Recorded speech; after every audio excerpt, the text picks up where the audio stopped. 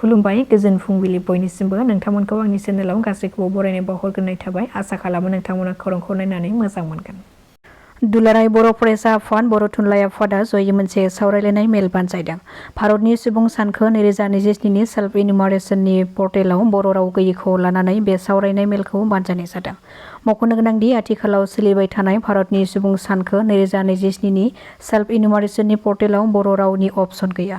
बेखौ लानानै गोजोननाय गैयैखौ फोरमायदों दुलाराय बर' फरायसा आफाद बर' थुनलाइ आफाद आरो दुलाराय हारिमु आफादा। भारतनि 8थि फारिलाइयाव गनायजानाय राव आरो आसामनि 2थि सोरखारि राव जानायनि उनावबो बर' रावखौ भारतनि सुबुं सानखोनि पर्टेलाव सोसननाय जायाखै।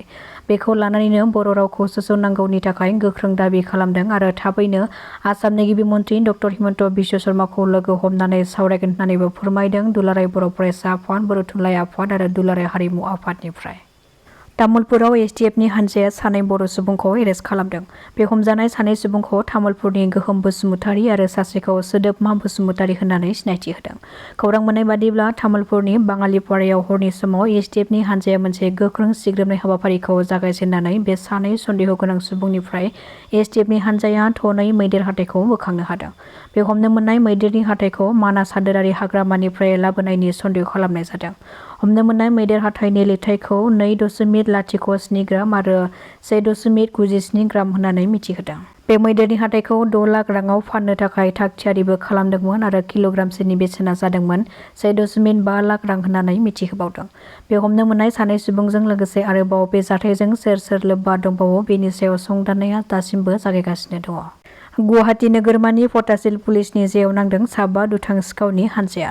मिथिहोनाय बादिब्ला बे सिखावनि हानजाया थांनाय 10 जुलाइयाव मिलिजुलि पट थपालियायाव सनानि गहेना, लेपटप, DSLR केमेरा आरो तामानि थारजों लोगोसे गोबां मुवा बेसादफोरखौ खावदोंमोन।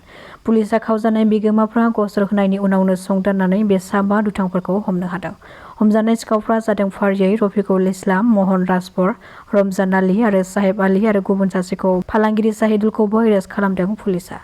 बिटिसि सोरखारा हाग्रा ओनसोलखौ रैखाथि होनायाव फेलें जादों नामा बेयो मोनसे गेदेर सोंथि जानानै फैदों।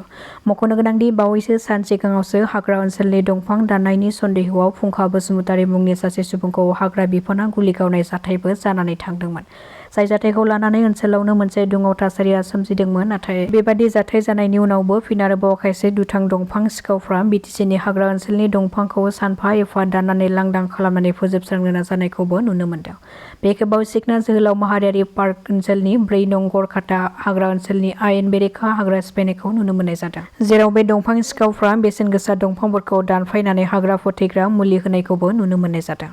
चिफ मिनिस्टार रिलिफ फान्डनि चेक गथायदों मन्त्रि बिस्वजित दैमारिया। तामुलपुरनि मटंगा सकआव आसाम सोरखारनि मन्त्रि Biswajit Daimary chief minister relief फान्डनि चेक गथायदों। जाय बिथांमोना बेराम आजार नायजानायनि मुङै आर'ज बिलाइ गथायदोंमोन बिथांमोननो मैयानि सानाव बे चेकखौ राननानै होनाय जादों। बिस्वजित दैमारिया तामुलपुरनि गासै 199 सुबुंफोरनो मन्त्रि बिस्वजित दैमारिया गावनि आखाइजों चिफ मिनिस्टार रिलिफ फान्डनि गेजेरजों बे चेकखौ गथायनाय जादों। बाक्सायाव सोमजिदों मोनसे खास्रि बिस्रि बिखा खामथाव जाथाय। खौरां मोननाय बादिब्ला बाक्सानि आथियाबारियाव मैया फुंबिलिनि समाव सोरबा सिनायनो हायै दुथां सुबुङा गावनि जोनोम जागोदान उन्दै गथ'खौ लामायाव गारनानै गालांदों। जायगानि थांलाय फैलाय सुबुंफ्रा बे उन्दै गथ'खौ नुसननायनि उनाव बोखांनानै उननि समाव गथ'सा अनसाय कमिटिनि जोथोनाव लांनाय जायो। बे उन्दै जोनोम जागोदान गथ'खौ सोर आरो मानो गारनानै गालांखो बेखौ मिथिनो हानाय जायाखैब्लाबो बिबानगिरिफ्रा बे जाथायनि सायाव नायबिजिरगोन आरो बिगोमाखौ नागिरगोन होननानैबो मिथिहोदों। बिजनीनि बिष्णुपुराव गान्जाजों लोगोसे सासे सुबुंखौ हमनो हादों। खौरां मोननाय बादिब्ला चिरां जिल्ला बिजनी महकुमानि बेन्दोंआव थानाय 2 नं बिष्णुपुर हाथाइ बाजाराव पुलिस आरो एसएसबिनि हानजाया जुथायै सिग्रोमनायनि गेजेरजों गान्जाजों लोगोसे सासे सुबुंखौ एरेस्ट खालामदों। हमजानाय सुबुंखौ बिजनीनि फुलकुमारी गामिनि थागिबि रनजित राय 55 बोसोर बैसोनि होननानै मिथिहोदों। फोरमायथिनाय बादिब्ला 15 नं बेटेलियन एसएसबिनि हानजाया बिष्णुपुर बाजाराव सिग्रोमनाय हाबाफारिखौ जागायदोंमोन आरो बे सिग्रोमनाय समाव रनजित रायनि गलाजों लोगोसे बिनि न'आवबो सन्देहजों सिग्रोमनाय जादोंमोन। बे सिग्रोमनायाव खमैबो 372 ग्राम गान्जाफोरखौ बोखांनो हानाय जादों। मिथिहोबावनाय बादिब्ला बे हमनो मोननाय रनजित राय मुंनि सुबुङा गोबाव समनिफ्रायनो बिष्णुपुर बाजाराव माइरंनि फालांगि खालामनायजों लोगोसे स्रोदै गान्जानि फालांगिबो खालामखुमादोंमोन। गसाइगावआव गोदानै बेखेवनाय जाबाय नेक्स्ट रेंक आसाम मुंनि मोनसे कचिं सेन्टार। गसाइगाव ओनसोलनि रायजो राजाफोरनि थाखाय गोजोनथाव खौरां। गसाइगाव ओनसोलनि जाय फरायसाफ्रा गुबुन गुबुन सोरखारि साख्रिनि आनजादफोरजों लोगोसे नेट जी आरो IIT बायदि आनजादफ्राव बाहागो लानो गोसो बेफोरबायदि फरायसाफोरनि थाखाय बे मोजां खौराङा।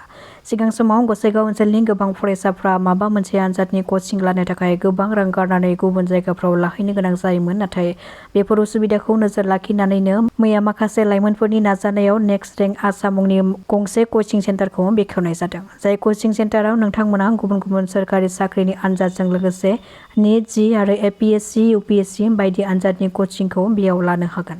दासिमनि खौराङा एसेनोसै। नोंथांमोना खौरांखौ नायनानै मोजां मोनदोंब्ला चेनेलखौ साबस्क्राइब खालामनानै लानो हागोन। गोजोन्थों।